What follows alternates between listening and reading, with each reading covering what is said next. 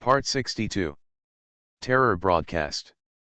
Author, Chunji Dixiaolong. Chapter 619. The monster he had finally cultivated was slapped to death by the cat. The muscles on the young man's face twitched subconsciously. Subai also noticed the others move. At the same time. Next moment. Subai also noticed the terrifying energy spouting out from the other party. The tyrannical chi machine instantly transformed the surrounding landscape into a feng shui killing situation. At this moment, everything around him began to repel Subai. Other side. It's a warlock. Subai's eyes narrowed, and he rushed forward on his own initiative. Let you come from all directions, I will charge forward all the way. Boom. A roar that was limited to a very small range came, and then, Subai, whose clothes were basically torn to pieces, crashed directly into the young man, and then the two of them moved forward quickly together, and in front of them, there was clear blue the Urhai Lake. Boom. The two men fell into the Urhai Lake together and sank very fast. If you looked at them from a distance, you would have thought they were two people who died in love. Warlocks, Subai once heard Fatty talk about them. In the eyes of ordinary people, there is no distinction between warlocks and Taoist priests. They are basically the same. But in Fatty's eyes, Taoist priests and warlocks were actually similar before. Everyone prayed to the god of medicine. The existence of Shen Nao Dao is simply the inheritance of the ancient witches from the past. The inheritance of ancient witches goes back even further. Generally speaking, in the Yanhuang period, tribes already had wizards as a necessary profession. At least tribes with a slightly higher level must have this standard configuration, with the duties of part-time doctor and magic stick, and then after many years of development and changes, wizards began to differentiate. In fact, many professions can be traced back to their ancestors who were wizards. Among them, some began to practice Taoism to achieve immortality, eager to break free from the shackles of human life and seek a great liberation, and gradually evolved into a lineage of Taoist priests, while some pursued sideways methods such as refining medicine, collecting yin, and raising spiritual animals. Then become a lineage of warlocks. Relatively speaking, Taoist priests are a group of aristocrats who consider themselves to have a higher B level, while warlocks are a type of people who pursue ingenuity in the eyes of Taoist priests. In ancient history, many kings had favored Taoists around them, but real Taoists still maintained because of their own aloofness. Most of those who helped the emperor to refine medicine, collect yin, and replenish yang were sorcerers. The most famous one was probably Su Fu, who helped the first emperor go to sea to find the elixir of immortality during the Qin dynasty. When fighting against the opponent, Subai also sensed the opponent's endless methods.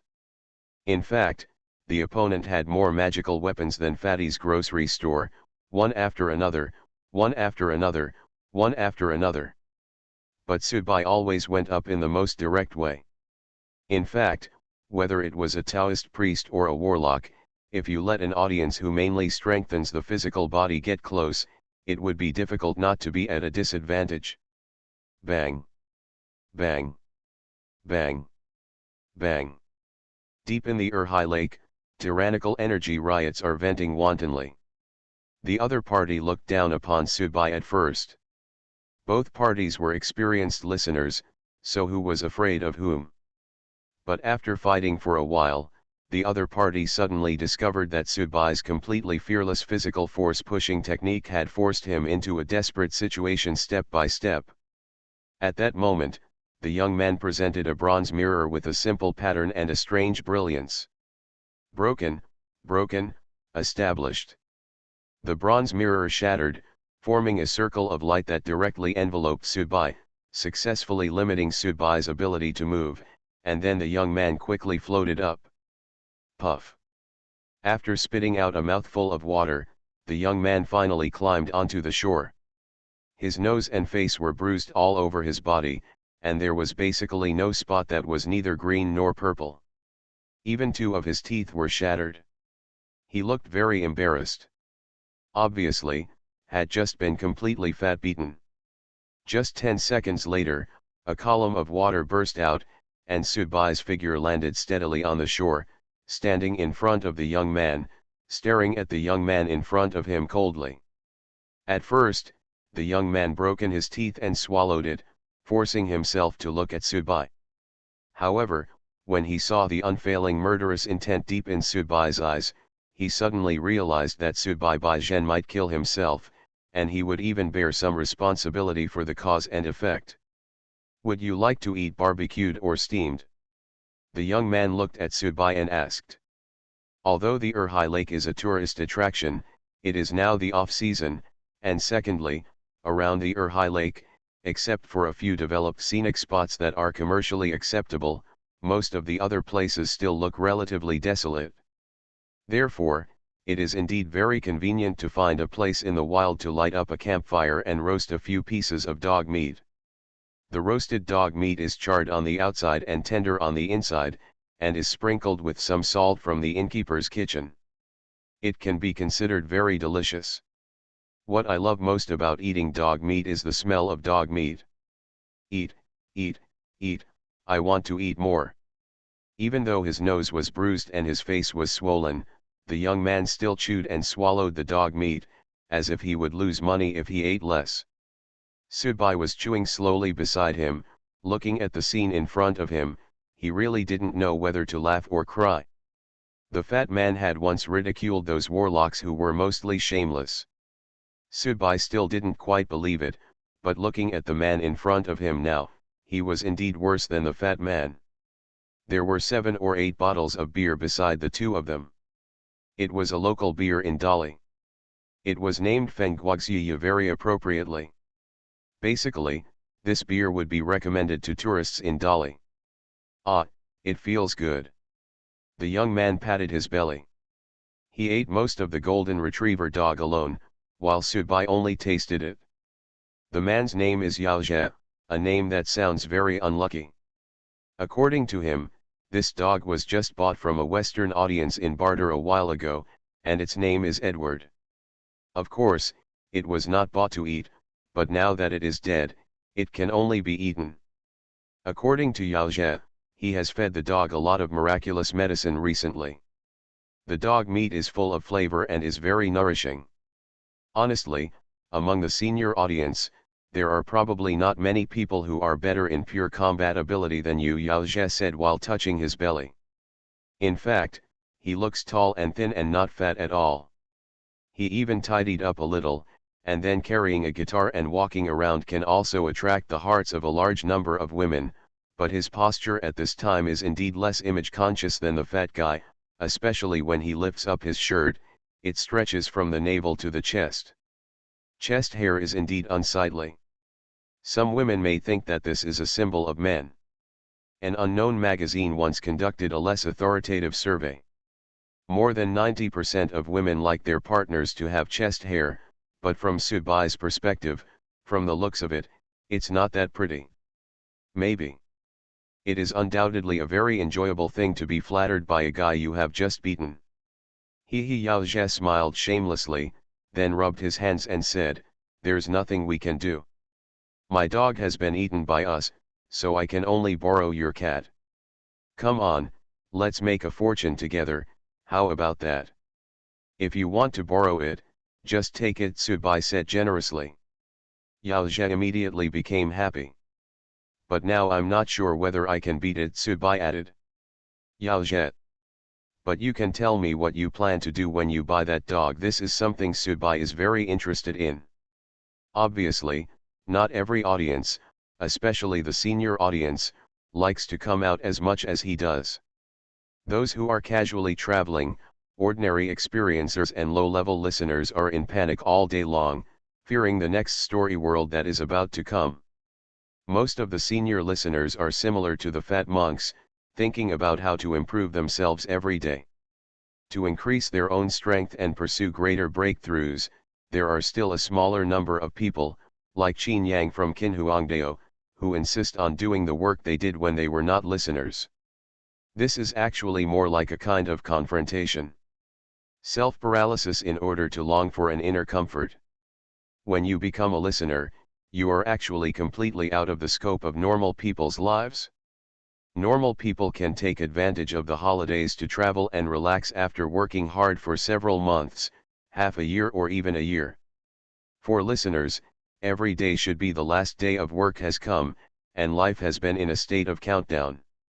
It is almost impossible to do except for mental illness to really put down all distracting thoughts and go out for a trip. Yao Zhe hesitated for a moment, nodded, and said, "Anyway, I have no other choice now, so I'll just tell you. Have you seen that hillock on the other side of Erhai Lake? There is a ruined temple there. Anyway, this side is basically every village has its own temple. The largest one is of course the one next to the three pagodas of Chongsheng Temple, which belonged to the former royal temple. The rest of the ordinary ones are only as big as an ancestral hall in other areas. In that village, some evil things happened in the past few years. Women rarely lived beyond the age of 60. Later, the people in the village asked a feng shui magician to take a look. The magician said that there was something wrong with the temple. People pushed that temple down. Hey, anyway, Chinese people's beliefs have always changed a lot, and most of them are egoistic. Once you know that it may have a bad impact on you, no matter what kind of God or Buddha you are, you will be rejected. What's wrong with that temple? That feng shui sorcerer is my grandfather, Yao Zhe continued, and my grandfather once left his own notes. He said that in fact, he saw that the incident was not the problem of the temple at all, but below the temple, there is an aura of evil energy circulating. It should be that something big and evil is absorbing the spiritual energy of heaven and earth below and starting to move on its own, thus beginning to absorb the energy of ordinary people. Generally, women's bodies are weaker than men, so women are very weak. It is easy to die early, and men will soon become sick and consumptive as they get older. My grandfather knew what he was worth at that time, so he asked the villagers to demolish the temple. He thought that if a talented person emerged from the younger generation, he could follow his notes and go there to take out the evil thing and refine it for himself. Use. Removing that temple will prevent that thing from absorbing human energy, Subai asked. No way, because at that time this place was already being developed as a tourist city. My grandfather was worried that if this temple was renovated and turned into a tourist attraction, the temple would be exposed. What? Where can future generations get it? So I tricked the people in the village into demolishing the temple. In fact, that thing is still running, and the people in the whole village are constantly feeding the thing with their own energy. By coincidence, I am now the audience. Naturally, I, the grandson, should take out this thing that my grandfather discovered. Subai couldn't help but cursed. Your grandfather's terror broadcast. Author, Chunji Dixiaolong. Chapter 620. Your grandfather's. This sentence was actually considered a curse. Subai did not hide it, nor did he pretend to have any tone. Even so, Yao Zhe just laughed hee twice, obviously not paying much attention to Subai's words. The fat man once said that warlocks only pay attention to means and focus on techniques rather than methods. Now I feel that it does make sense. Before, Jixiang slapped Yao Zhe's dog to death with his paw, and Yao Zhe was still fine after being flattened by him. Eating dog meat with him like his children already shows his mentality. He is more shameless than a fat man, and his lower limit is lower than that of a fat man. Moreover, the other party told the shameful things his grandfather had done back then without blushing and out of breath. His forthright attitude also showed that his worldview was what it was. In order to prevent the evil object from being discovered by the outside world, his grandfather deliberately deceived the injured villagers and demolished the temple. For more than 10 years, the villagers of that village, including men, women, the elderly and children, have been suffering from it every day. The pain of being absorbed by evil things.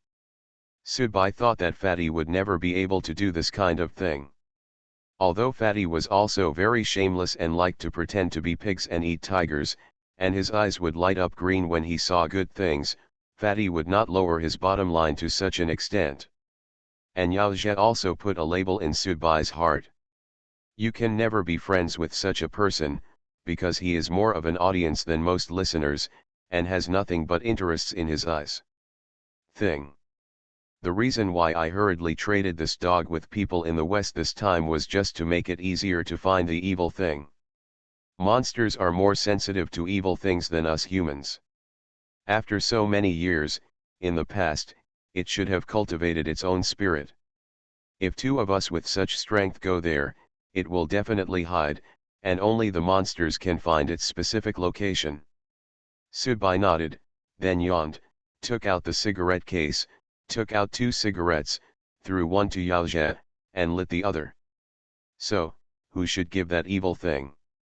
This is the most critical question, and it is also an unavoidable question. There is only one evil thing. Now you want me to bring Jixiang out to find that thing, so who should the evil thing be given to? What do you need? Yao Zhe asked directly. I don't lack anything. Sudbai shook his head. Obviously, he rejected Yao Zhe's suggestion. Yao Zhe meant to give him the evil object, and he would compensate Sudbai in other aspects.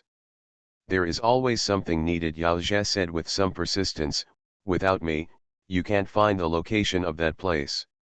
Maybe everyone in that village is dead now, and you can't even find it. Sudbai stood up directly, stretched out, and said nonchalantly, what do you want me to do? I'm just here to travel and relax. Thank you for your dog meat. After saying that, Sudbai walked straight down and prepared to go back to the inn. This was not because he was sitting on the floor raising prices, but because Sudbai really didn't care. A sinister look flashed across Yao Zhe's eyes, and then he showed a warm smile. I'll give you that thing, but you must promise to compensate me in other ways after it's done. Sudbai stopped. What he wanted was actually the sentence. Although to the audience, the promise spoken was no different from the fart, but under the premise of this consensus, once the matter is accomplished, Yao Zhe wanted to play a trick, so Sudbai used this reason to beat Yao Zhe to death. Even if he was killed directly, the broadcaster would not hold Sudbai responsible. Radio is the most reasonable. And Yao Zhe's words about giving me a certain amount of compensation after the deed is done are equivalent to confirming his attitude that I will definitely take advantage of the bad guys. When the time comes, if you can, just kill me, because he even Sudbai you didn't know anything, and he didn't even discuss what he wanted Sudbai to compensate him for. Of course, this is something that both parties know well. Yao Zhe also knows that Sudbai just wants his words. When the time comes, the two of them will rely on their abilities. Let me think about it for another day and I can give you a reply tomorrow. Sudbai waved his hand and said. No, you must reply to me tonight. Yao Zhe gritted his teeth and said directly. Oh, has there been any change? Sudbai asked. The monks at Chongsheng Temple have also discovered this matter, and the monks there are about to take action. The reason why I came here in a hurry this time is because I am afraid of long nights and dreams. Are there any monks in Chongsheng Temple? Sudbai asked. Of course there are no more monks in Chongsheng Temple in the scenic area, but as the royal temple of Dali Kingdom in the past, its heritage has been much longer than that of ordinary dynasties. Now, although Chongsheng Temple and the 3 pagodas have become the scenery, there is an area for visitors to collect tickets to enter, but the inheritance of Chongsheng Temple has actually never been interrupted, it has just been hidden and cultivated in a hidden place. If I hadn't heard about this, I wouldn't have come here in such a hurry. It's just a group of monks. Even if you have some Taoism, it won't be too difficult for you, right? This time, there is an audience participating. There is an audience in that group of monks, Yao Zhe said with confidence. Haha, I'll give you a reply that night. I'll go back and take a nap first. I'll also discuss it with my cat. He has a bad temper. I don't know if I can convince him. Yao Zhe didn't say anything else this time and watched Subai disappear before his eyes. Then, when he left, he wrapped up the remaining dog meat and packed it away. When he returned to the inn, Subai happened to meet a young novice monk at the entrance. The young novice monk was wearing a grey monk's robe and leggings. The scars on his head were also marked by time. They should have been from when he was very young. I got tons yurd, and the young novice monk was just begging for alms. The proprietress took out the money and tried to give it to the young novice, but the young novice refused to take it. She just insisted on holding a metal lunchbox and asked for a large bowl of rice and a large plate of pickles. The Buddhist culture in Dali is very prosperous. This is the basis passed down from the Nanzao kingdom and the Dali kingdom, so it is indeed normal to see monks here, and the majority of people here believe in Buddhism. The houses of the local Bai people are mainly blue and white, and most of the Bai people are peaceful, which is also related to the long-term infiltration of Buddhism in Dali. However, the young novice monk who begged for alms was quite interesting. The landlady insisted on giving him money, but the young novice monk folded the money and placed it on the ground. He then put his lunch box aside and then knelt down towards the entrance of the inn. Start chanting and praying to pray for this inn. One porridge and one meal should be thought of in return. Subai was standing at the entrance. The young novice was actually kneeling in front of Subai. Subai subconsciously walked a few steps to the side, and then sat down on a wicker chair on one side. The young novice knelt there and recited sutras for about half an hour. The landlady and the Korean boss were also watching. Occasionally, when guests came in and out, they would only let one person greet them. There will be one person standing by the side to accompany the young novice. The landlady is probably not a Buddhist, and the Korean boss still has a cross hanging around his neck, so he probably believes in Christ, but both of them seem to be very pious now. The young novice monk finished his chanting, picked up his lunch box, and started eating eagerly. He ate it very sweetly and without any pretense.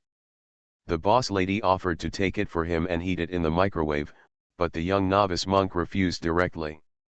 Subai was sitting next to him, smoking cigarettes one by one and listening to the little novice chanting sutras.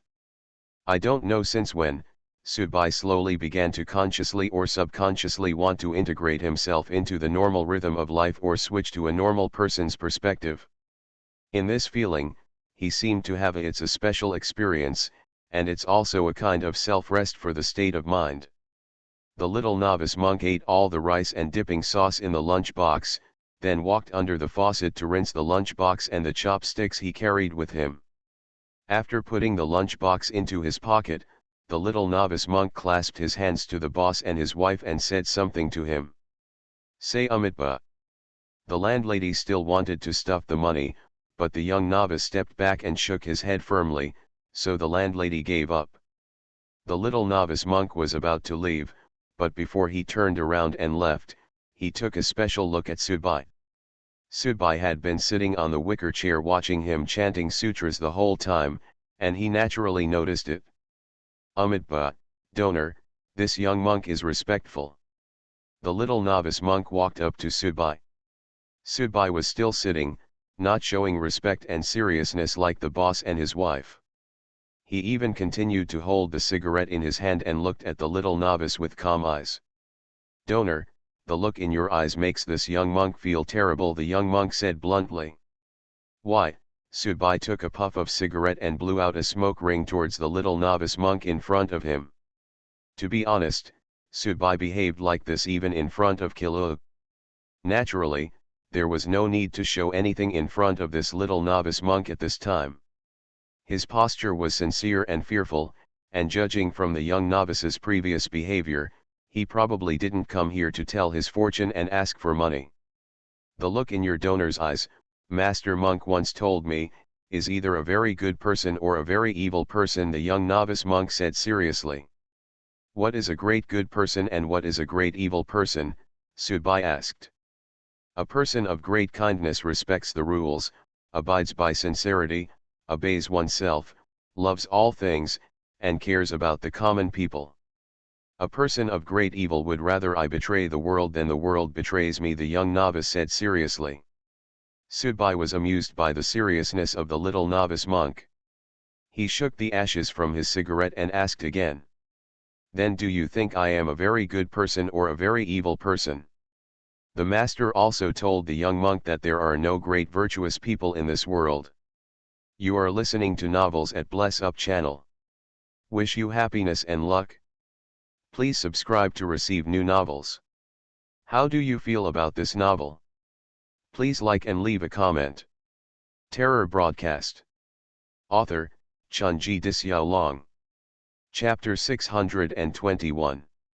Sudbai stood up and touched the little novice monk's bald head. The boss just gave you money, why don't you take it? In fact, if you ask for their money, they will feel more at ease.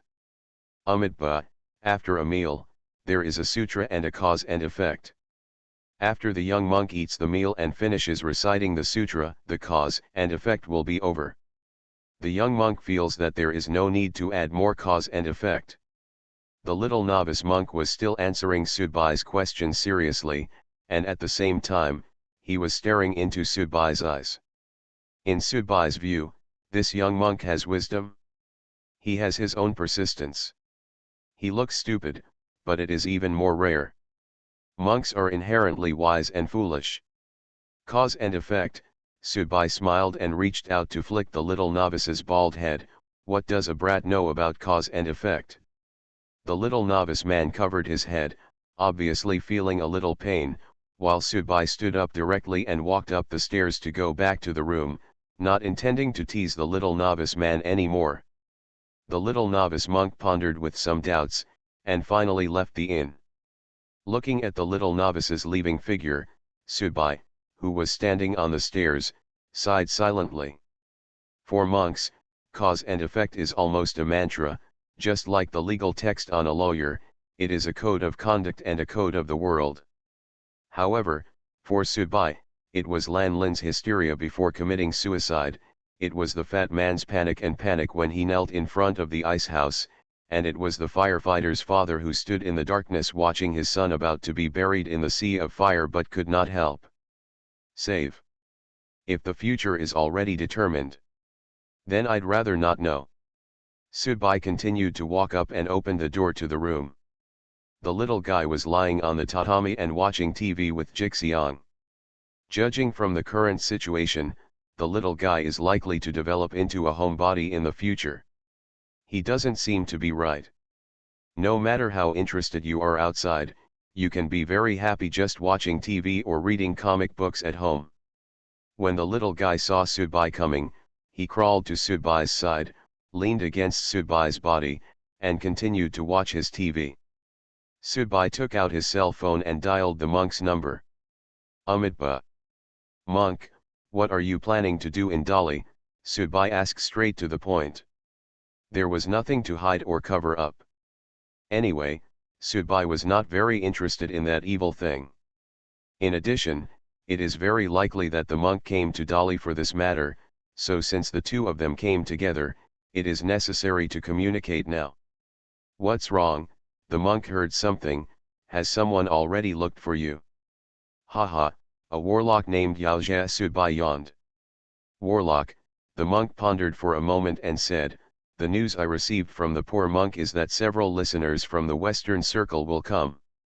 In short, if the murder weapon is not handled properly, it will cause great harm. Western Circles. Sudbai held a mobile phone in one hand and opened the cap of a mineral water bottle with the other, took a sip, and said, why are you talking about people in the Western Circles again? Those people are so idle. Pain. Amitabha, because that thing does have a deep connection with Western audiences. Haha, this story is getting more and more interesting. Sudbai held the mineral water bottle in his hand. Are you under a lot of pressure over there? Originally, you are here for vacation, and the poor monk is too embarrassed to come. That's good, that's good. I'm telling you, monk, I don't think Delhi is very fun here. I decided to go to Tengchong tonight to have a look. After you finish your work, you can fly back to Shanghai. I will take you, let's go shopping in Tengchong with my son. Monk. After hanging up the phone, Subai rested his head on the pillow. Originally, if it was just an exclusive secret discovered by Yao Zhe and his grandfather, Subai still had some interest in doing it once, but now he listened to the monk's suggestion. If people from the Western circles are involved, it would be meaningless and unnecessary. It's not that Subai is afraid of those Western audiences, but that he is too lazy to compete with them. If the sky falls, there will be someone tall to hold it up. Well, Subai, is just a senior listener now. Although he is outstanding among the senior listeners, after all, there are still a group of senior listeners above him. The mentality of seeking to benefit the life and death of the country rather than avoiding others due to misfortunes and blessings, anyway. It's not that strong here in Subai. I finally had the opportunity to take my son on a trip, so I didn't want to get into this kind of thing. In the evening, Subai added a coat to the little guy, then took the little guy to have dinner on the small street of Kayakan, and walked into a restaurant called Nanzai Yuan. The boss, who was a bit dark-skinned, enthusiastically introduced his special dishes. After Subai ordered a few, the boss looked at Subai and then at the little guy next to Subai, and advised Subai to reduce 2 dishes, otherwise it would be too wasteful for an adult and a child to finish the meal, so Subai followed suit and subtracted 2 dishes. However, the boss's attitude was indeed very favorable.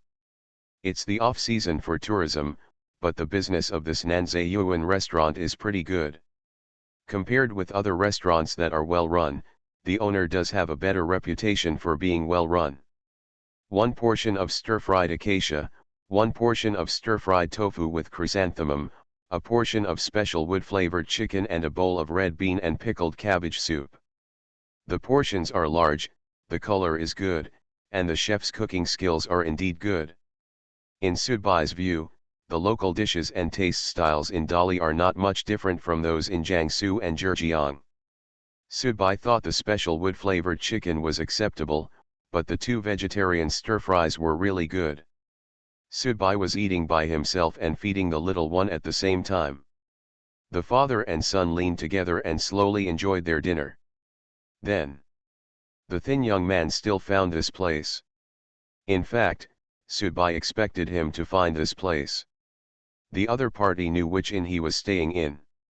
After discovering that he was not in the inn now, he could just walk a few hundred meters to the small street and look for it. By myself.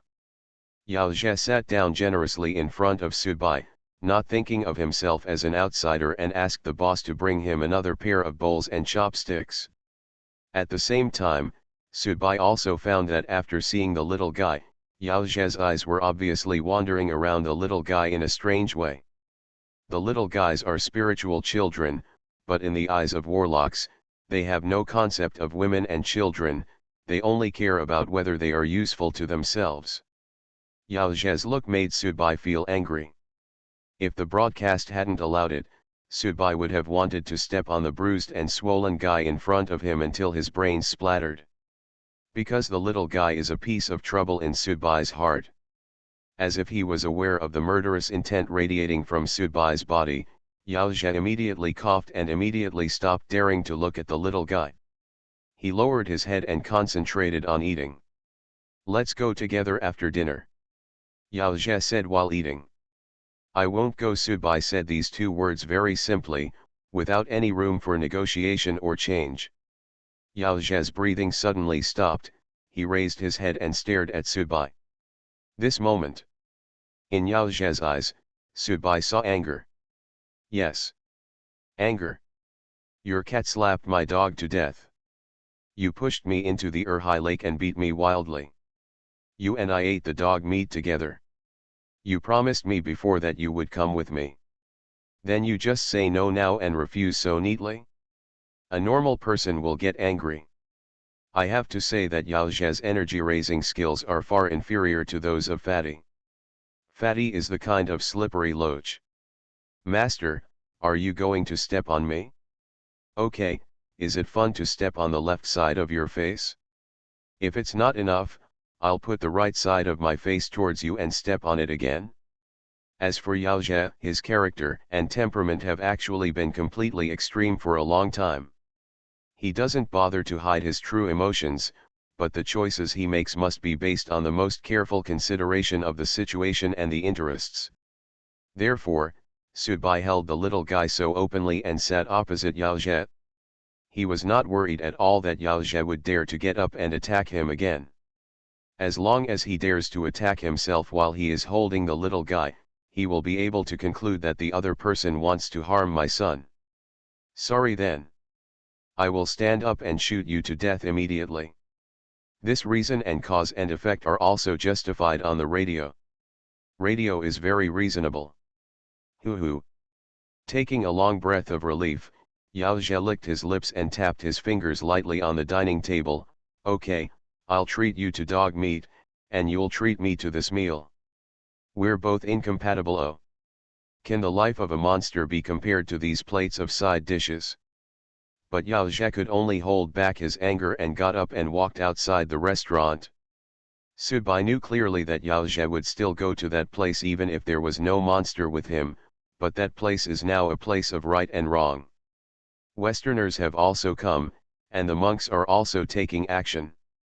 There may be other aspects. People will also rush over like sharks that smell the smell of blood.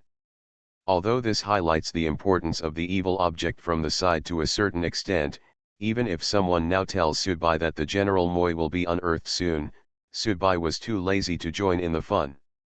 After paying the bill, Subai hugged the little guy and prepared to go back to the inn. As soon as he left the restaurant, a silver car drove past Subai. In the car were 2 women and 1 man. One of the 2 women was blonde and the other was maroon hair. The man has a bald head. As the car drove past the entrance of the restaurant, the 3 people in the car looked towards Subai, and Subai was also looking at them. Because in an instant, both parties felt that the other party was a senior audience. If you just pass by, forget it. Western listeners must learn to keep a low profile when they come to the East. Subai has no interest in teasing them. Anyway, you are fighting for yours. I will take my son to climb Kangshan mountain to have a look. Hi, do whatever you like. However, just when the silver car passed the restaurant door and was not a few meters away, the silver car suddenly exploded. The 3 people in the car were immediately blown out. The only man among them didn't bother to wipe the blood on his face after landing. He immediately raised his head and stared at Subai and shouted to his companions on both sides. The Chinese struck first. English. Terror broadcast. Author, Chunji Dixiaolong. Chapter 622. Life is always full of all kinds of accidents. Of course, accidents in any situation are inevitable if you search for them step by step. Just like now, Subai can be sure that the explosion of this car at this time must have been planned by someone. There is no such coincidence in this world. A car carrying 3 listeners passed by another listener standing there. There was a sudden explosion in front of the hotel. The heat and debris of the explosion flew everywhere. Subai turned back and used his own body to protect the little guy. He didn't want the little guy to be harmed in the slightest, and the guests sitting near the hotel window and the people outside were eating. Many tourists were affected. For a while, the whole scene seemed very bloody and cruel, with broken limbs and remains everywhere. When the waves of the explosion ended, Subai just turned around and heard the bald Western man with a bloody face shouting to him in English, "The Chinese are taking action." For a moment, Subai really felt a deep sense of powerlessness in his heart. How could such a bloody thing happen?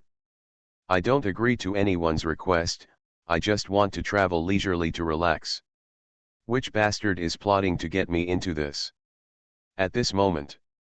In fact, there was no second choice, because the bald Western man had already rushed towards Subai. Although the explosion would make the 3 audience members who happened to be in the car injured and embarrassed, it would not really kill them. After all, the vitality of the audience is much stronger than that of Xiaoqiang. It was inconvenient for Subai to hold the little guy and fight, so he had to retreat quickly and directly broke the wooden fence of the kitchen with his back. At this time, a cat meowed from above Subai's head. At the moment of the explosion, Jixiang, who had been napping in an inn a few hundred meters away, woke up immediately and rushed here quickly. After all, the distance was only a few hundred meters away, so for Jixiang, it really didn't take much time. Subai threw the little guy upwards, and Jixiang, who was standing on the eaves, immediately flew up, bit the little guy's collar, and then disappeared on the eaves with the little guy. Boom! The bald man took advantage of the gap between Subai and his son and bumped directly into Subai's back. The collision was indeed very powerful and heavy, causing Subai to fly out. The carved granite stairs were completely destroyed by Subai alone. It was broken, and the potted plants and rocks on top also fell down at this time, directly burying Subai. The blonde woman was holding a magic wand, floating in the air in the restaurant courtyard. She moved her lips quickly and recited the spell directly. A stream of hot lava flew directly down, instantly incinerating the area where Subai was buried. Only a puddle of molten iron remained in the distance. However, a deep pit also appeared. The bald man was stunned and was about to warn his companions, but it was already too late. Boom! The bottom of the blonde female magician suddenly exploded, and Subai ejected from it, heading straight towards the magician. Below is the basement of the restaurant, which is an empty area, so Subai simply moved the location. The female magician was also experienced in fighting. A scroll appeared in her left hand. The scroll burned, and fire snakes appeared one after another, covering the top of Subai's head. This was equivalent to creating a gap between herself and Subai, who rushed up. In the isolation zone, at the same time, the female magician began to continue chanting spells. This is the magician's fighting method. Basically, he creates distance first and then carries out medium and long-range strikes. However, Subai's face twisted at this moment, he made fists with both hands, and black dragon scales appeared on his palms and half of his arms. For a moment, all the fire snakes in front of him were absorbed by the black dragon scales, but Subai's momentum continued unabated. Finally appeared in front of the female magician. The female magician was stunned for a while. She didn't expect Subai to have such a method. She had seen him being knocked out by his teammates before. In fact, she had already labeled Subai a physical enhancer, but she had not yet. I have never seen anyone with enhanced physical body who can control fire. Door of Hell. The gem on the female magician's staff broke directly, and a door of fire appeared in front of her. At the same time, she took a step forward, and in the air, her whole body burned, turning into a ball of flame and flying towards the eaves. And go. The bald man below also rushed over to support her. Want to run? Subai sneered in his heart. Originally, this matter had nothing to do with me, but you are the ones who want to be beaten. You are the ones who are stupid. I was beaten by you and I still want to run away? Subai's body immediately collapsed and turned into a blood mist. He wrapped the flames in a more powerful and direct way, just like eating dumplings. He didn't care whether it was scalded or not, and just ate it. A mouthful. The flames burned the blood mist, and the blood mist kept evaporating and dissipating, but there was also an angry and tenacious thought in the blood mist, desperately draining the vitality and activity from the flames. Suddenly, there was the harsh sound of burning fire cooking oil from above the restaurant. The bald man has jumped onto the roof, but he has no choice in the situation in front of him. He is a pure physical enhancer, but the situation in front of him is not something he can solve. Can he hit the target with a punch? Or can it hit the blood mist? Snapped. The fire began to gather. The blood mist also began to condense again. Then, the two figures fell down directly and crashed into the pool in the courtyard.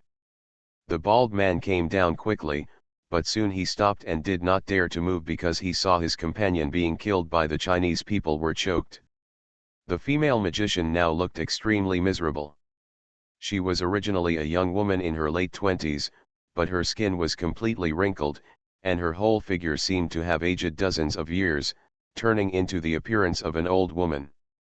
Sudbai's body was covered with black marks from the rainy night. In some places, even the flesh and blood had been roasted and melted. The exposed bones were also black in color. They were obviously burned by fire.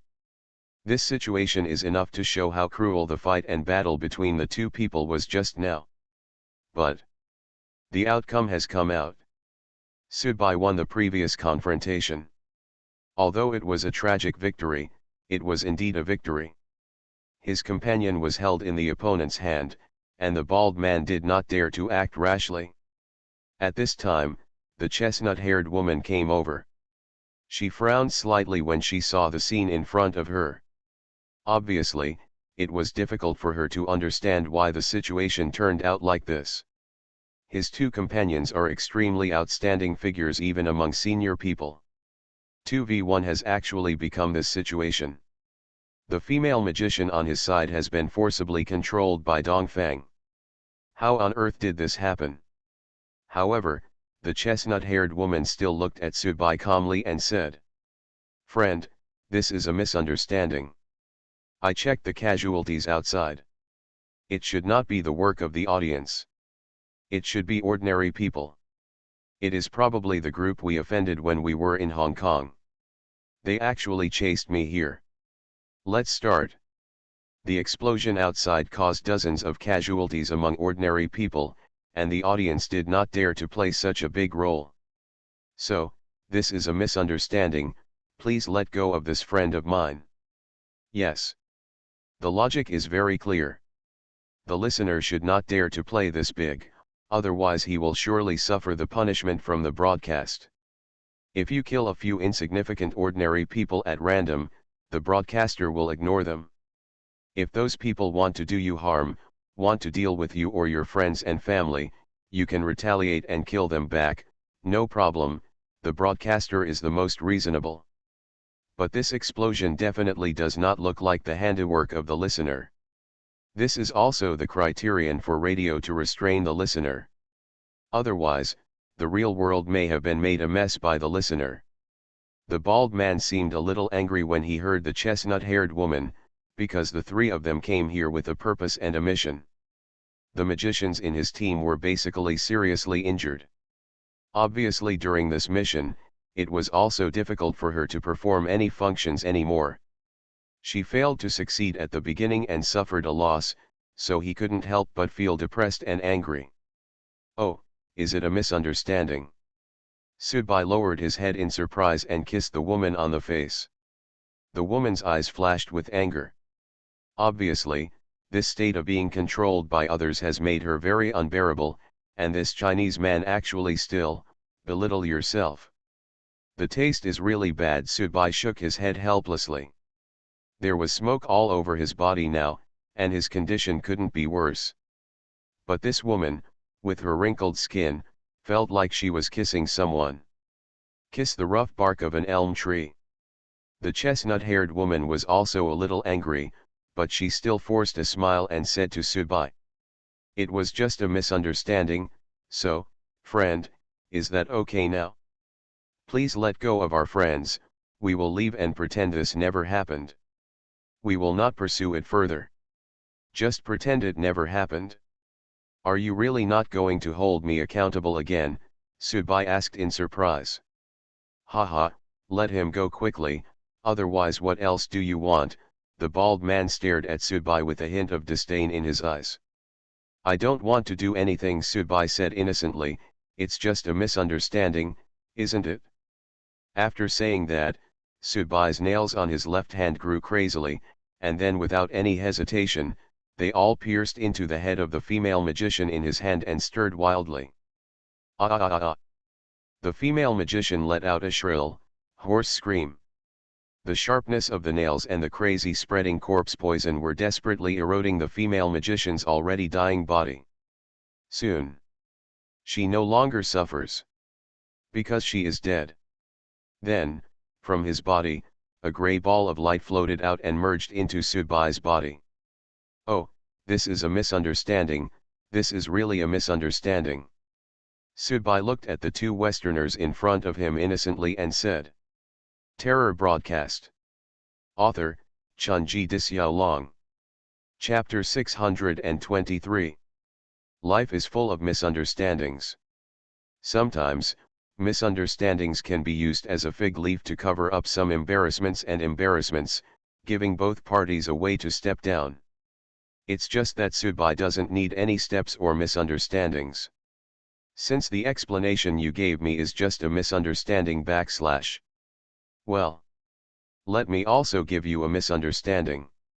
If everyone misunderstood once, that's all. The chestnut-haired woman looked at Sudbai, and then at the corpse of her companion lying on the ground. She seemed to be in disbelief at what was happening in front of her. Other side. Just kill your companions like that? The bald man's face twitched.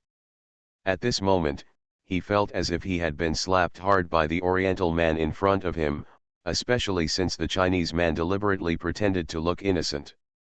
Buzz. The bald man took a few steps forward and stared at Sudbai fiercely. You yellow-skinned monkey, you don't want to live anymore, do you? A smile appeared at the corner of Sudbai's mouth. Just now, he didn't absorb much residual vitality from the dying female magician's body, and his current condition didn't get much better, but Sudbai still stretched out his middle finger. He tickled his hand at the bald man in front of him. Come. Kill. Fight. Who is afraid of whom? The bald man's fists clenched instantly, and for a moment the air around him seemed to be sucked in. Upon seeing this, the chestnut-haired woman was about to speak to stop her companion, but she found a man wearing a monk's robe walking in at the door of the restaurant. The man's eyes were pure and profound, but the man's chi was completely locked on oneself. This monk already had a clear position and attitude from the moment he walked in. Amitba, Dabai, I haven't seen you for a long time, why are you like this? When I met 3 white-skinned pigs, I had my hair blown off, thinking it was me. Now I just killed one of them, and there are 2 more waiting to be killed by me. Sudbai grinned and took the initiative to walk towards the bald man. Come. Aren't you coming to kill me? Don't you want to avenge your comrades? Aren't you very angry? Aren't you unhappy with me? Come. Take action. I'm waiting for you to take action. Let's see then. Who can get out of this door alive? All the thoughts in Sudbai's heart were conveyed to the bald man through his strong and cold eyes. If the monk hadn't suddenly appeared and stood up without hesitation, maybe the bald man would have ignored the advice of his chestnut-haired female companion and insisted on attacking Sudbai. But now that the other party has come to support him, the original 2v1 has directly become a 5-person attack. 5 times, although the Chinese man was seriously injured, no one can underestimate him. Sorry, my companion is dead. We want to leave with her body now, is that okay? The chestnut-haired woman walked over directly, picked up the female magician's body, and then glanced at the bald man. The bald man glanced at Sudbai hatefully, and followed the chestnut-haired woman out of the restaurant. The monk walked up to Sudbai and looked at Sudbai's tragic injuries. He couldn't help but shook his head speechlessly and said, "Let's go. The police should be here soon. Let's find a place to treat you first." Sudbai looked at the monk and said with a smile, "Monk, don't tell me that you arranged all this. It shouldn't be the fault of the listeners. Anyone who dares to accidentally kill so many people at once will be punished by the radio. The poor monk originally said that he would come to you to talk about something in the evening. But I told you on the phone, I'm not interested in that. That is a relic left by the audience of the previous generation, more than 20 years ago." Seeing that Sudbai was still unmoved, the monk continued, "It is something left by the audience of the same era as your parents. I know for some reason that I started to become more and more obviously agitated, and the broadcaster didn't issue any realistic tasks to ask nearby listeners to come over. Aren't you curious about this? I'm not curious, I'm really not curious, Sudbai emphasized. Monk, I really don't want to get involved in this matter. I really decided to find another place to go on vacation. Dolly is really out of the question recently. How peaceful. Let me heal your injuries first. I have some materials here that I want to show you. I'll talk about it after you read them. In the inn, the monk was using the elixir to crush and dissolve the juice to heal Sudbai's injuries. Even though Sudbai's bloodline could heal itself, the injury was indeed too serious. Sudbai finally figured it out. The monk took out a lot of the inventory at the bottom of the box, and used many precious elixirs and herbs for himself. Some of them could not even be exchanged from the WeChat store. Sudbai could naturally think clearly why the monk did this. He was being courteous for nothing. He was using such expensive medicinal materials to heal his wounds. How could he refuse later? After the treatment, the monk went to the bathroom to wash his hands. When he came out, he wiped his hands with a towel and said, "Although the injury is serious, the problem is not big. With your physical constitution and the medicine the poor monk just gave you, it will not be possible for one day in a lot of time. I can recover more than 50% to 60%. I think I have to lie down for a month to recuperate," Sudbai said. The monk took out a document bag from his sleeve and placed it in front of Sudbai. "Look at this." Sudbai leaned against the bed and shook his head. "I'm dizzy and anemic. I don't want to look." "It's okay to just look at one of the photos." The monk had no choice but to do it himself, opened the document bag and pulled out a photo from it. "Do you know this person?" The monk showed the photo in front of Sudbai. Sudbai glanced over casually. Yes, it was really just casual, but soon, Sudbai's eyes were fixed on that photo. That was a group photo in front of the 3 pagodas of Chongsheng Temple. There are 3 people in the photo. The person on the far left looks very fat, even fatter than the fat man Zhang Bai. On the right is a monk, and in the middle is a man wearing casual clothes. The fat man looks to be in his 40s at that time. Well, the monk in that photo also looked to be in his 40s or 50s at that time, while the man in the middle was a little younger and looked to be no more than 30 years old. "You know him, right?" The monk looked at Sudbai and said, "His name is Suyuhang." Suyuhang. These 3 words. Of course Sudbai had heard of it, haha. Before Sudbai was 23 years old, he always regarded this man as his father. "In my memory, this man often appears. He is good at calligraphy and music. He is a very elegant man. And recently." Sudbai's impression of this man. It comes from the previous story world, which is the story world that Sudbai entered to save Sunur. When he walked into the door, outside the scene of the demon cave, he saw that he was still young at that time. "Has he been here?" Sudbai asked. Yes, Sudbai nodded. "The monk on the far right is the poor monk's uncle, with the Buddhist name Huaneng. The one on the far left has an unknown identity, but according to the memories of the old monks in the temple, he should be an official. And the one in the middle is your father. He came here more than 20 years ago, and the 3 of them even took a group photo together." "Isn't that strange?" Sudbai shrugged nonchalantly, but it hurt his wounds. Obviously, Sudbai didn't care as much as he showed. "That thing was also lost more than 20 years ago," the monk added.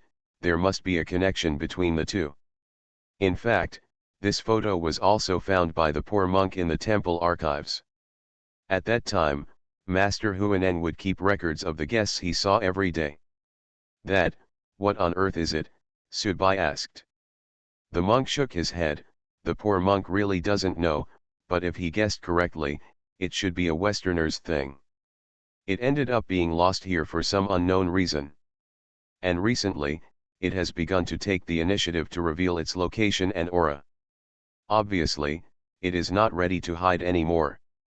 You have said so much, but you still didn't tell me whether it was a magic weapon or something else." It should be a magic weapon. The monk smiled bitterly. If it were a human being, it would be too sensational. Monk, you mean that the people on the left and right of Suyuhang in this photo were all the audience back then? I have been inseparable for a long time. I have read the notes and insights of Master Huineng.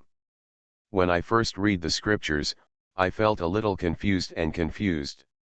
Later, I became a listener and I was able to understand. Master Huineng, my uncle, expresses his emotions through the annotations of Buddhist scriptures. Because if you do it this way, your traces will not be erased by the broadcast after your death, Subai said with a smile. Well, that should be the case.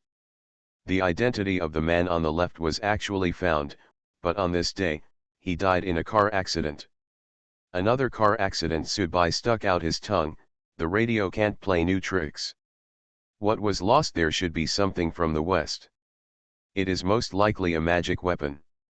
The magic weapon was lost there and began to repair itself. However, it has become violent recently. Some nearby villages have. If there are mass deaths of humans and animals, it should be due to its hand. Then you go and solve it. Subai still didn't seem too interested. Even if the monk took out this old photo, Subai still wasn't very interested. The problem is that the broadcast did not announce a real mission, but many people have died. The monk looked at Subai seriously. Subai, you should know what this means. If it is an ordinary ghost and evil thing, how dare you do this? How can the radio remain indifferent to murdering people and sucking their blood with such wantonness? Can't it just send a real-life task to the listeners in Yunnan to solve it? Subai picked up a bottle of mineral water, took a sip, and then licked his tongue. Monk, you mean that the owner of that magical weapon is still alive? So the broadcast will only settle all the things done by this magic weapon to its owner first, instead of releasing actual tasks? According to the rules of broadcasting, this should be the case, so most listeners will control their magical weapons and spiritual objects and will never allow them to go out to cause damage, otherwise the cause and effect will be blamed on themselves. Having said this, the monk paused and said, even people like Lizzie have never been an audience for more than 10 years, and most of them have left by train. Don't you find it horrifying that the listeners from more than 20 years ago are still alive? You are listening to novels at Bless Up channel. Wish you happiness and luck. Please subscribe to receive new novels. How do you feel about this novel? Please like and leave a comment. Terror Broadcast. Author, Chunji Dixiaolong. Chapter 624. Chapter 624. I caught a cold last night and took medicine. I fell asleep and woke up in a daze. I didn't wake up until about 7 o'clock in the evening. Now I'm starting to code. It won't be less than 2 o'clock, but it may be late. Don't panic, hold on tight to the dragon. Terror Broadcast. Author, Chunji Dixiaolong. Chapter 625. For listeners who have lived for more than 20 years, this is an almost unimaginable situation. According to common sense, he is actually a figure of the same era as his two cheap parents. Subai naturally knew the reason why the monk changed his attitude towards wooing him to act together. Maybe, the monk originally thought that this was just a simple supernatural incident, but after seeing the information and understanding the specific situation, the monk understood the true nature of the matter. Significance. Before, whether it was Fatty, Gyatso or monk Subai, the four of them were thinking that they and others would probably be able to live for another 3 or 2 years. After all, there are too many people who can survive until now. There is an element of coincidence in it. It is very likely that a person who was unlucky in a certain story world has died long ago and has been calmly accepted and forgotten by the entire society. Subai, can you refuse this desire? The monk looked at Subai seriously. At this moment, Subai saw a kind of eagerness in the monk's eyes. Obviously, facing this kind of message, facing what may have been left by the audience who were still alive more than 20 years ago, the monk really tempted. I don't know. Sudbai shook his head and asked himself. Even now, Sudbai has not become very enthusiastic about this matter, nor does he feel that it is very urgent. But monk, if you really want to get into this matter, if anything happens, I can help you. This is not hypocrisy, nor is it a trick. Sudbai doesn't bother to make such a gesture. This is really just because Sudbai doesn't want to get involved in this matter now, but seeing the monk so enthusiastic, out of the two of them because of the relationship, Sudbai is willing to help. The monk nodded. He knew Sudbai's character, and he just reached out and patted Sudbai's shoulder. Thanks. But, monk, I don't know why. I always feel that there is something wrong with your state of mind recently, Sudbai kindly reminded. The poor monk has also noticed it, but the poor monk can't control himself now.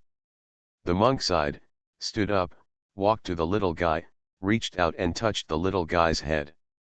The little guy pouted. He didn't seem to like this kind of head touching, except for Sudbai. Dabai, have you noticed that your state of mind has become more and more peaceful recently? The higher your strength is and the more things you are exposed to, the more peaceful your state of mind becomes. I am very envious of this. I now know that I have problem, but there is nothing I can do about it. Now, the poor monk can only drift with the tide. The monk looked helpless when he said these words. The next night, Sudbai stood alone on the Kayakan pier in a windbreaker.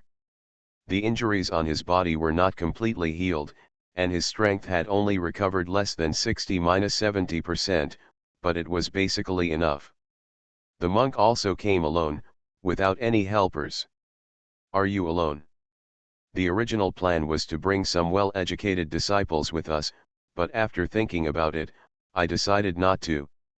This matter has now reached a point where it is difficult for ordinary people to get involved, so I came alone. There is a row of small cruise ships parked next to Kayakan Pier. Usually, taking this boat to visit Urhai Lake costs about 180 per ticket. In fact, it is not very interesting. For ordinary people, Urhai Lake is more suitable for viewing from a distance and not for playing. After all, it's just a big lake. It's quite beautiful when viewed from a distance or standing on the edge. But if you sit on a boat and watch it, it's nothing more than that. In a cruise ship, a dark-skinned man came out and saluted the monk with his hands together respectfully. The monk and Sudbai walked onto the ship. They both walked to the second floor of the cruise ship and sat down. Where is the specific location? Sudbai asked. On the other side of Urhai Lake, it's just a short walk further in. It's actually very close, the monk pointed in a general direction with his hand. The cruise ship started to start, the violent engine roar sounded, and the ship also began to leave Kayakan Pier. According to the normal cruise route, the ship should make a half circle and let tourists go ashore in another place for half an hour before returning. However, this time it naturally did not go around in a circle, but drove directly and firmly in one direction. Sudbai did not bring Jixiang here. On the one hand, Jixiang's temperament meant that it would not be able to obey Sudbai's instructions and become one of Sudbai's thugs.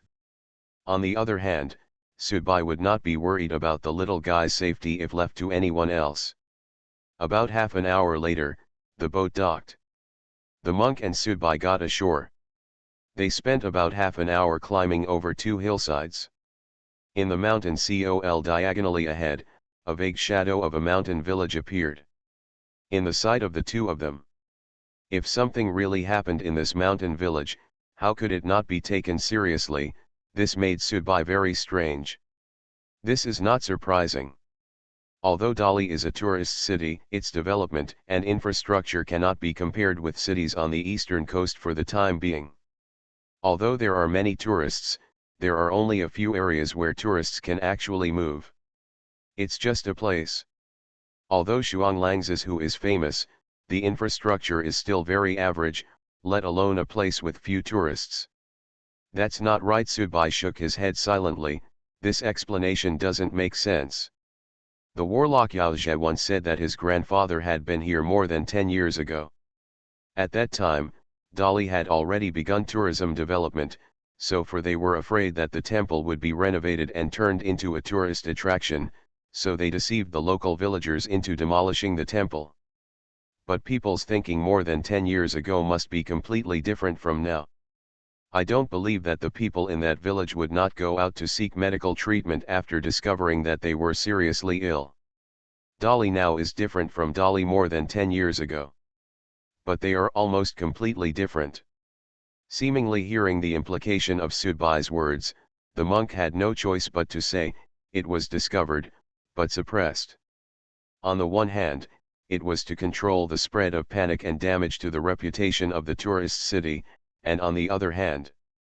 Having said this, the monk sighed. Monk, this must be done by the monks here. Sudbai smiled. Actually, he has the same thoughts as Yao Zhe's grandfather. He is worried that the evil thing will not be fully cultivated, or it will be disturbed before it can fully repair itself. And destroyed.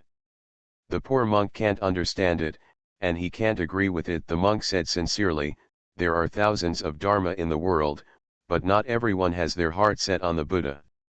Even the poor monk himself is no exception. I met a young novice monk yesterday and said something very interesting to me. He said that there are no truly good people in this world. Now it sounds very appropriate. Sudbai and the monk were talking as they walked. Naturally, Sudbai would not criticize the monks here too much, and the monk would not be cynical about it. The worldview of the two people had actually been reshaped by the broadcast.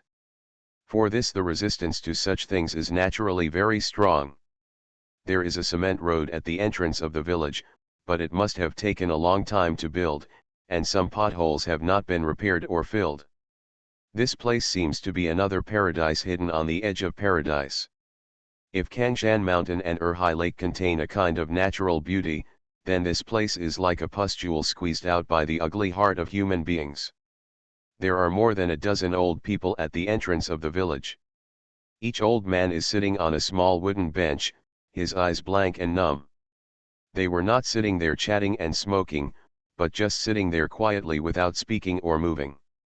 When Sudbai and the monk came over, they slowly turned their eyes to the monk in a dull manner. With Sudbai. Sudbai had seen the scene before, but only in the hospital. Once, Sudbai went to a cancer hospital. Under the inpatient ward, he saw a group of old people sitting there numbly. The driver at the time told Sudbai that these people were actually waiting to die. At that time, Sudbai had not yet become an audience member. Naturally, he was not as indifferent to the matter of life and death as he would be in the future. Therefore, that scene also left a lot of touches in Sudbai's heart. Amitabha the monk clasped his hands together and recited the Buddha's name, sins, sins. Sudbai didn't want to analyze how much compassion the monk had in his heart at this time. He just shook his head in confusion.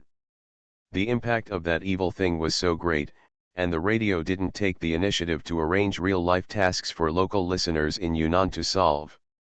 Could it be said that it was really because of the owner of that evil thing? Actually still alive? The two of them walked through the entrance of the village. In the row of old people sitting at the entrance of the village, no one stood up to ask questions.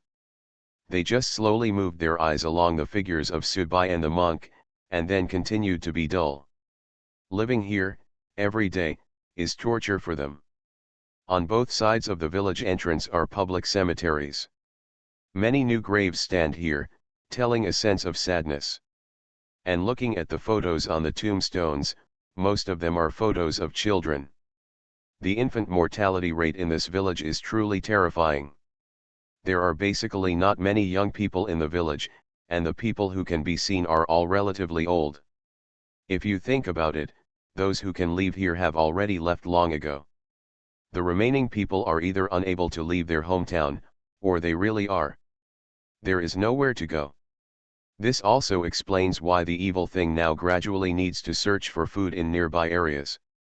Probably its own food supply is obviously not enough due to the loss of population in this village. Where is the temple that was demolished? Sudbai stopped talking before he finished asking, because in front of the two of them, almost in the middle of the west side of the village entrance, there were two jeeps. Stopped there very domineeringly, a group of people were setting up a barbecue grill and having a barbecue. When they saw the monk and Subai, some people who were eating barbecue slowly stood up and stared at the two unkindly. The monk sighed and said, "The monks here are actually powerless to hide this matter.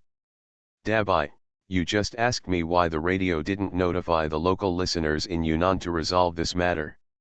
Now, you can see clearly for yourself that the broadcast did not release real tasks, but the situation here, the local listeners in Yunnan have actually already known. These people are stationed here in batches to prevent outsiders from prying at them." Terror Broadcast. Author, Chunji Dixiaolong. Chapter 626. Audiences are actually a very strange group. They are divided into experiencers, low-level listeners, ordinary listeners, senior listeners, high-level listeners, and boss-level listeners who surpass high-level listeners. The largest number is naturally the experiencers, and then the rankings continue to decrease sharply according to the level. This is based on the strength of the audience, but there is another way to arrange them. The Chinese have always liked to distinguish one type of people by geographical division, because since ancient times, China has a vast territory but has always been adhering to the unified country that divides and unites over time. People in one region naturally retain the characteristics of that region. Human character, to put it simply, is labeling. For example, people in Zhejiang are good at doing business, people in Guangdong eat everything, people in Jiangsu are rich, and people in the northeast are very tall. Before the audience forum was established, the degree of audience division by region was actually not that obvious. However, after the audience forum was established, the trend of dividing the audience according to various provinces and regions naturally became popular. The 8 or 9 people who were having a barbecue next to the two jeeps were all listeners, but their abilities were very low. Most of them were low-level listeners. There were only 1 or 2 ordinary listeners, and none of them were senior listeners. Therefore, it can be basically judged that they should be local listeners in Yunnan, because to put it another way, the low-level listeners in other places will not be too busy to come all the way to Yunnan to engage in any adventure activities. I am still in the stage of worrying about how to survive the next story world. The Chinese say that the soil and water nourish the people, and the people and the soil and water support the people there. Since ancient times, there have been many corrupt officials who have done evil and harmed the country and the people. But for the most part, they are very good to the people in their hometowns, building bridges, building roads, and tax exemptions. It can still be done, so this situation often occurs, that is, a person is cast aside by the whole country in the history books, but there is still a shrine to worship him in his hometown. The monk looked at Subai and seemed to have guessed what Subai was thinking. He sighed and said, "Didn't someone also bring 8,000 dead souls to the city of Shanghai?" Subai was a little dumbfounded. "Your metaphor leaves me speechless." This is a natural thing.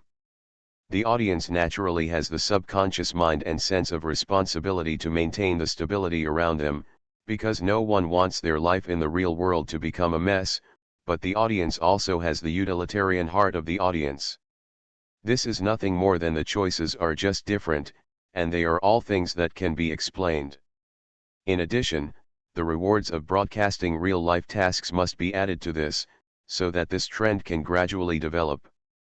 This is not to say that the listeners in Yunnan do not cherish their hometown, but the listeners in other places, when they discover something that is doing evil but the broadcaster is indifferent and does not issue a realistic task for the audience to solve, they will have doubts about it, and then the doubts will gradually be enriched through a series of investigations, and finally evolve into this situation. In essence, the audience is a group of desperados pursuing profits. They are not Spider-Man or Batman. If this place appeared in any other place, the audience in that place would probably do the same and make this place their own.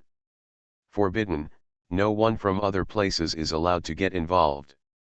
At least, I won't allow it if it is placed next to my house, Subai said with certainty. Damn it, if this thing appears next to Lao Fang's house, Subai won't care how Fatty Monk and the others try to stop him. He will definitely run over with Ji Xiang and get rid of this thing. It doesn't matter whether you are mature or not. What a secret. The monk nodded sweatily, thinking that you are mentally ill and your thinking must be out of tune with other people's. The 9 people who were barbecuing here all stood up. Obviously, no tourists would come to this place, and looking at Subai and the monk's attire and temperament, they would not regard them as tourists. The leader was an ordinary listener. He was naturally more sensitive and took the initiative to come over. As he continued to approach, the monk deliberately exuded his own aura. The ordinary listener immediately bent his waist a little.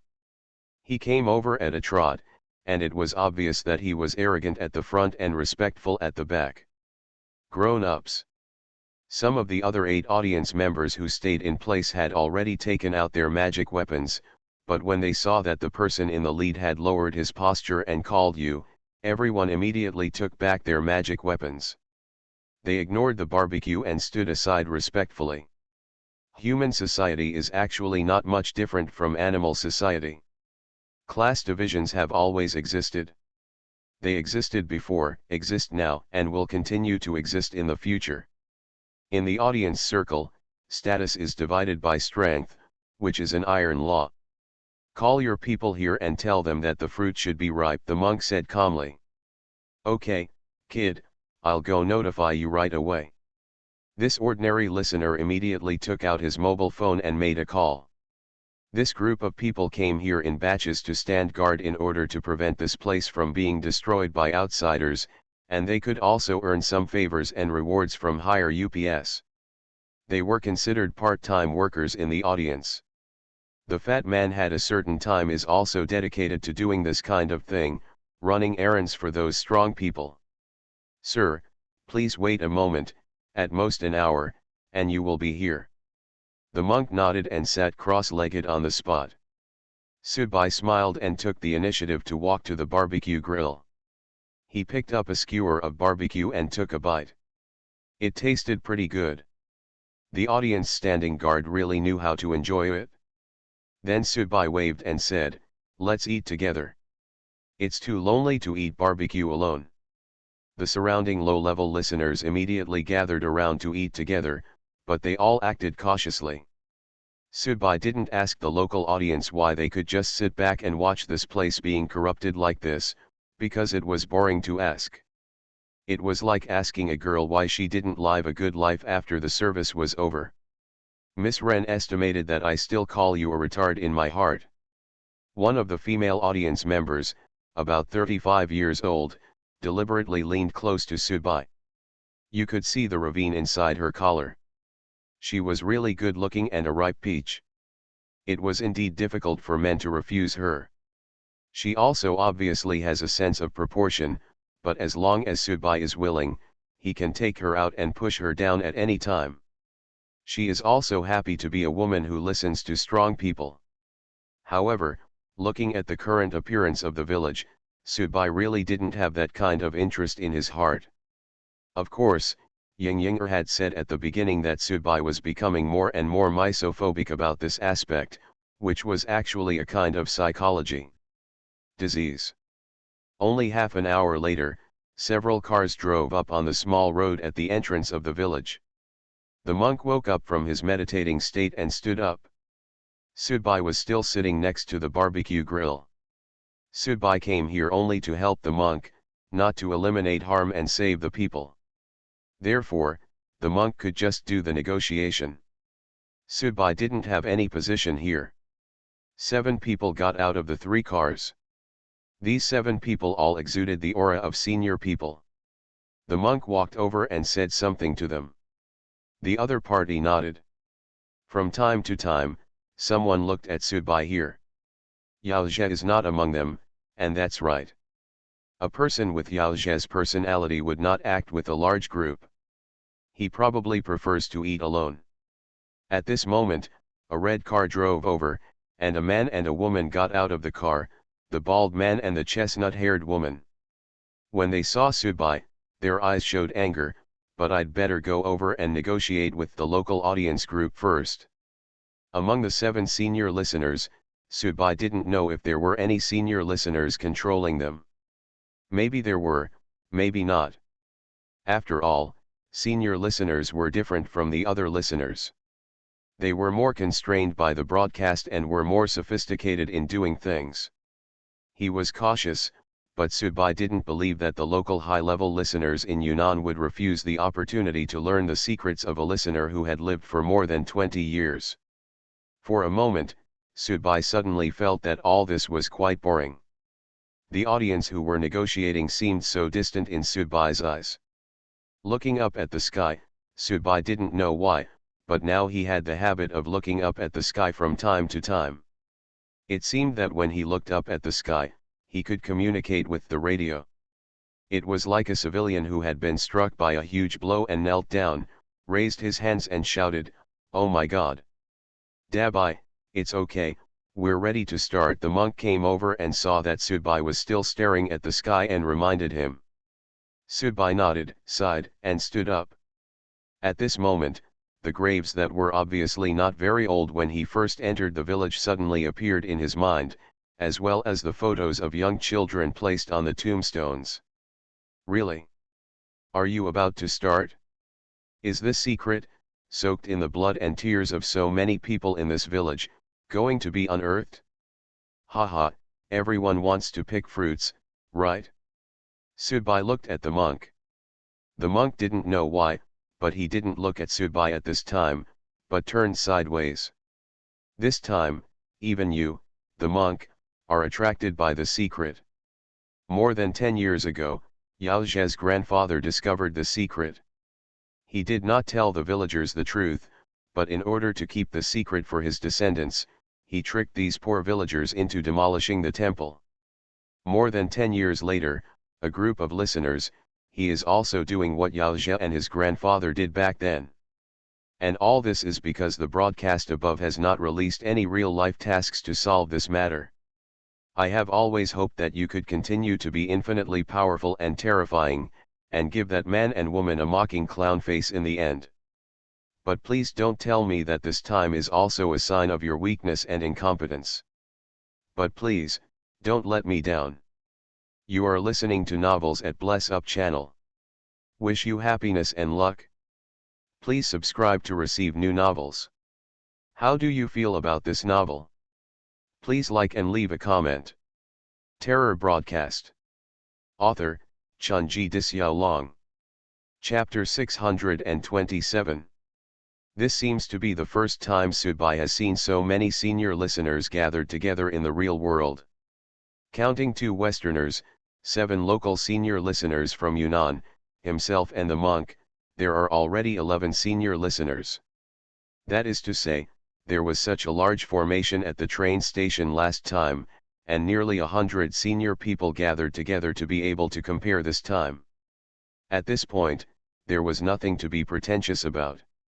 What Subai didn't expect was that 11 senior people really acted together this time. It seemed that they felt that this cake was big enough for 11 people. Share. Or, there is another reason, that is, they feel that the danger inside is big enough and worth sharing among 11 people. A listener from Yunnan walked to the mound in front, spread his hands, and slowly squatted down, with his palms firmly attached to the ground. His name is Zhu Sunfei, the monk said to Subai. What enhancement? Subai asked. You'll know after you see it. Buzz. Buzz. Buzz.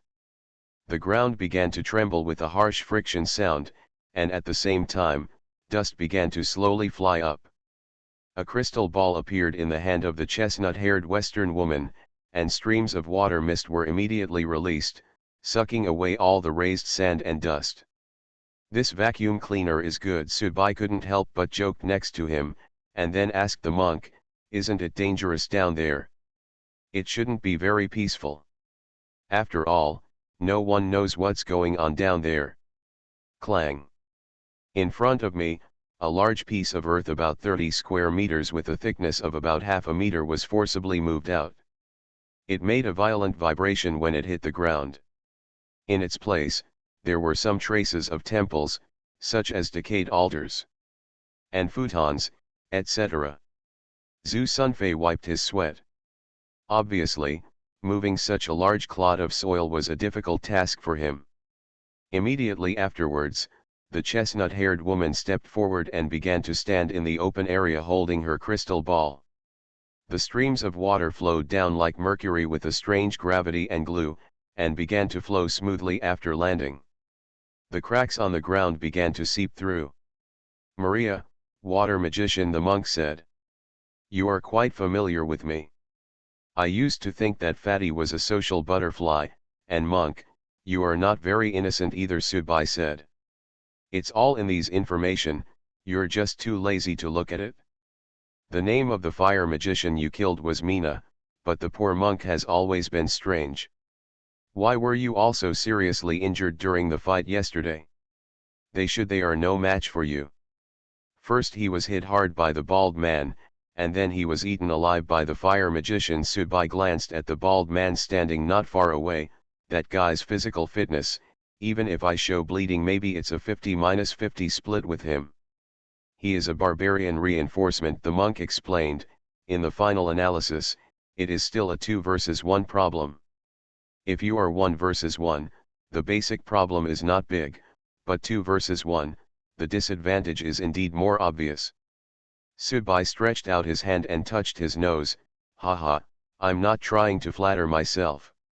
In a one-on-one situation, whoever fights with me will be killed by me. But if a warrior cooperates with another magician, this lineup is so disgusting, plus my son was still in my hands at the time, so he got a sneak attack, otherwise he wouldn't have been in such an embarrassing situation. Okay, in the end, you are alive, and the fire magician is dead." When he said this, the monk's eyes narrowed slightly. "If any conflict breaks out later, we must cooperate well. It goes without saying that we have a tacit understanding of cooperation, right?" The monk nodded and acquiesced to Subai's words. Indeed, it goes without saying that the two of them had a tacit understanding. In fact, with Subai's current strength, facing an ordinary veteran one-on-one would basically be a situation of crushing and taking all, unless he encountered someone as good as Subai, such as Yao that day.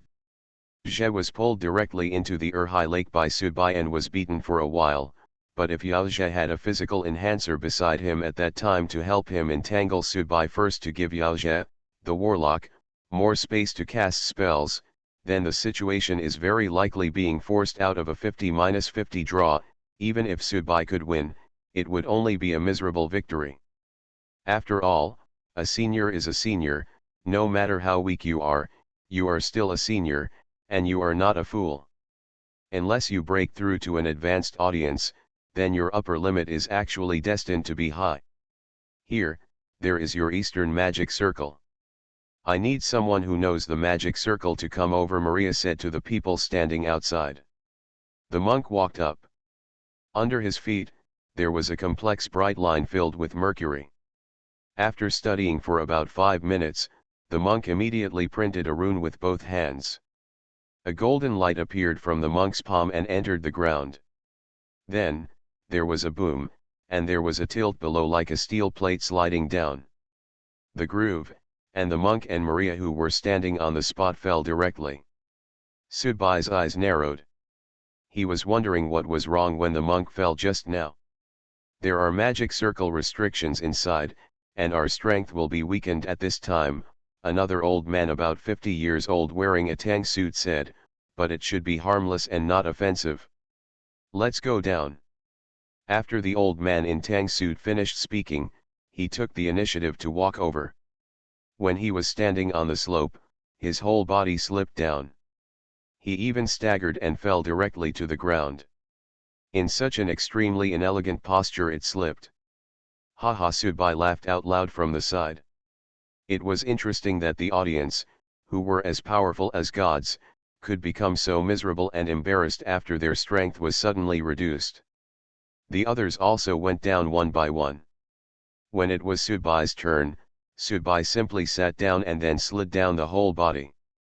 Indeed, as long as he was 3 meters away from the slope, He could feel a terrifying force. The gravity is very strong, and no one dares to resist this gravity, because once you choose to resist, you will be fighting the entire magic circle alone. When the time comes, either the magic circle will be broken or you will be broken, and the latter it's more likely. The audience slid down one after another like dumplings. Below, blue fireflies were floating around. These were things raised by an audience. They can be used for lighting at this time, and the brightness is no better than incandescent lamps. Difference. The monk's cassock was a little dirty, and he was patting his cassock gently. When Sudbai slipped down, the monk stretched out his hand to pull Sudbai up. Sudbai looked around and found that this should be a place similar to an altar. It should not be a cemetery, but a place for worship. As the fireflies continued to fly around, the environment here was generally seen clearly. Humanoid sculptures stood here. The space underneath was not too big or too small. The specific area was it's almost like a grand hall in the Forbidden City in Beijing. This is the front hall, and there should be a back hall deeper down, the old man in tang suit said. Seeing the hand of the old man in tang suit constantly rubbing a human-shaped sculpture, Sudbai whispered beside him, "Why did this guy feel like he was fighting upside down before?" "He is engaged in archaeological work," the monk explained. "His name is Tang Genkuo. The country will fight against us." Sudbai shook his head. "Everyone who comes this time is a talented person." Sudbai couldn't help but look back. "Where is that guy Yao Zhe?" "That guy didn't come." The humanoid sculpture was taller than ordinary people, but it was neither very grand nor very detailed. After everyone continued to walk in, a series of downward steps appeared in front of them, and there were carved murals on each step. The steps are very high, about half a meter per level. The fireflies are evenly distributed on the steps, allowing people to clearly see the pattern of each step. "It's about war." Sudbai looked at the mural and said, "Yes, the content carved on the mural is war, and it is different from ordinary war history sculptures. Generally, the sculptures in normal tombs record the war and the final victory. Its type is similar to the monument to the people's heroes, which is a commemoration and remembrance of a great victory. However, the murals here show the direction of the war, which means that the locals lost, which means that the people who built this altar were facing a terrible foreign invasion. In the end, they lost the war and were destroyed." Tang Genkuo was carefully observing these murals, obviously scrutinizing the meaning and cultural information contained in them, and the woman named Maria was actually studying them carefully beside them. She looked like an expert at first glance. "Foreigners are so knowledgeable." Sudbai pursed his lips. Maria heard Sudbai's voice, glanced at Sudbai, and said seriously, "Compared to you Chinese, we Westerners pay more attention to history, culture, and cultural relics protection. Your Xixia civilization was discovered by the Russians. Many museums in the West, your Eastern cultural relics are preserved here. In fact, if these cultural relics were in your hands, they might have been destroyed long ago." Sudbai shrugged. "Then tell me, female scholar from the West, what exactly is described in this mural?" Maria shook her head slightly. "I'm sorry, this mural is too abstract and it's hard for me to distinguish it." "So, what about you, can you tell something?" Sudbai jumped down the 2 steps. He looked carefully at the mural on the 3rd step. Here, the mural described an army advancing forward with a giant dragon opening the way. There was also a road leading to the sky for the army to move forward. Forward. Damn, it's such an exaggeration, Warcraft. But suddenly, Sudbai suddenly remembered the memory image of the ancient vampire. "This can't be the Qin army," Sudbai said. "By the way, it's the Qin army." Tang Genkuo seemed to be awakened by Sudbai's words, and immediately said, "It makes sense, it makes sense. This is the record of the Qin dynasty General Wang Jian leading his army to destroy the Dian kingdom. The Tongtian Avenue on the mural is the 5 feet road in history." Terror broadcast. Author, Chunji Disiao Long. Chapter 628. Yes, yes, this is a relic left by the ancient Dian kingdom, Tang Genqiu said with certainty. Historically, Chu General Zhuangqiao led his army to the Dian Lake area with the purpose of conquering the local Dian people and joining the Chu state. Later, because his return route was blocked by the Qin state, he stayed in the Dianqi Lake area and established the Dian kingdom in accordance with local customs. However, there are only a few records in history that Qin state general Wang Jian once led his army to destroy the Dian kingdom, but the Dian kingdom and Zhao Tuo did not. The situation on the other side was similar. After the fall of the Qin dynasty, the Dian kingdom also regained its independence. It was not until the period of Emperor Wu of the Han dynasty that the king of the Dian kingdom surrendered and returned to the Han dynasty. What is described here should be the scene when the Qin army invaded the Dian kingdom. But why are the paintings so exaggerated? A local Yunnan audience on one side said, they are dragons and Tongtian Avenue. These soldiers look like ghosts and gods. This is too exaggerated. Probably he feels that facing an enemy like this, even if he loses, it would still be an honor. Zhu Sunfei guessed, it's equivalent to putting gold on his face. The carvings of murals are basically expressed in exaggerated forms, which is relatively normal, Tang Genqiu explained. But Subai and the monk looked at each other, and it was obvious that perhaps only the two of them present knew clearly that the scene described in the mural might not be an exaggeration. The area below should be the center of the altar. Please be careful. This place has been visited by powerful audiences over the years, right, Master Kilug? Tang Genqiu looked at the monk. The monk nodded. The magic circle has obvious signs of being opened multiple times. Why do those powerful listeners come here, and then restore the entrance and exit to their original state when leaving to prevent others from noticing? This is the purpose of our coming here. As for that evil thing, to be honest, I don't care much about it. If you want it, please feel free to do so. However, I would like to remind everyone present that this place, with many big-shot listeners entering and exiting it, must have its own secrets and mysteries. Therefore, no matter what happens next, please be careful and careful, otherwise, we may really run the risk of falling here. Tang Genqiu reminded everyone very seriously. Subai stood beside the monk and glanced at the monk. Is it also recorded in this information? The monk nodded, looking like you blame me for not being too lazy to read the information. Everyone descended the steps one by one and continued walking in. There were 5 levels of steps, each level was half a meter high, and below was a sunken circular area. However, when the fireflies flew to the front to illuminate, everyone present was stunned. He stopped subconsciously. Here. There are 12 coffins, arranged in rows. Each coffin is very thick and has a simple and long-lasting atmosphere. It must have gone through countless years of precipitation.